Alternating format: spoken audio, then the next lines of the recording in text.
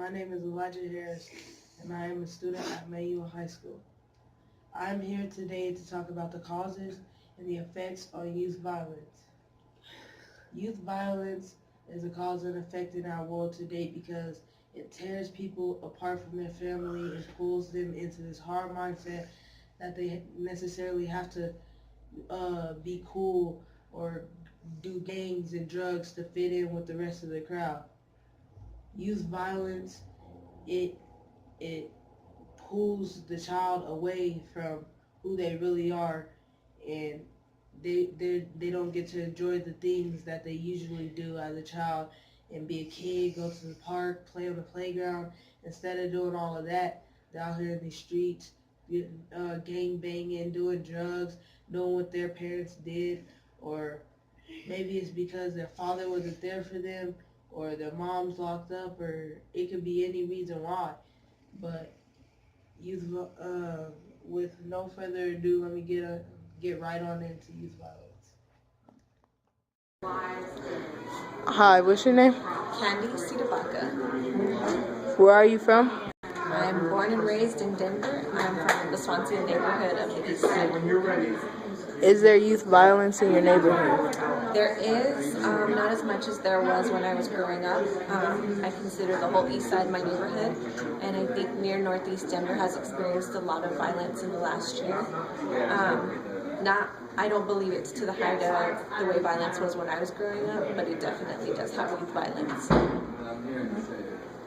What is youth violence in your words? Youth violence to me is a symptom of various social issues in our community and our society, including lack of opportunity, lack of power, lack of voice. Do you think youth violence is forced or choice? I think there's elements of both. I think that when you say it's a symptom of a lack of something, that lack of something is created. And so when there's a lack of opportunity or a lack of voice, a lack of power in a community, those conditions are usually set by someone or something, some system. And so I think that part of it forces people into this pathway where they feel like they can get that sense of belonging or that power or that voice.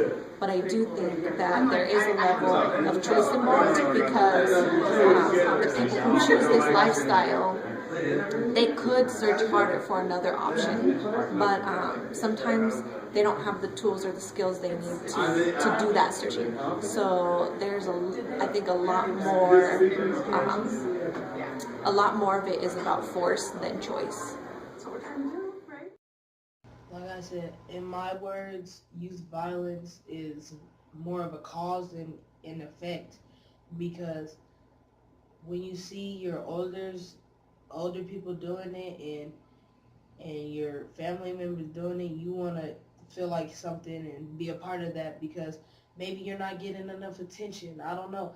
It just depends on the person. Maybe it's because their family members, you're struggling inside the house and you need to help out around there. And most people see it as, why aren't these kids going to school and this and this and that, because and the real reason why they're missing school is because of youth violence. It's really some people, some people miss school because they miss school, they don't want to show up, but some people actually it's not a choice for them. It's an action that they have to take as the father or the king in the household, because maybe your light bill's running out and you need to pay for it, or you're low on rent and your mom can't make it by herself. So if you want to really know what I feel about this, I think it's the children having to take action into their own hands, because the family members, their mom or dad, isn't there to take the action for them.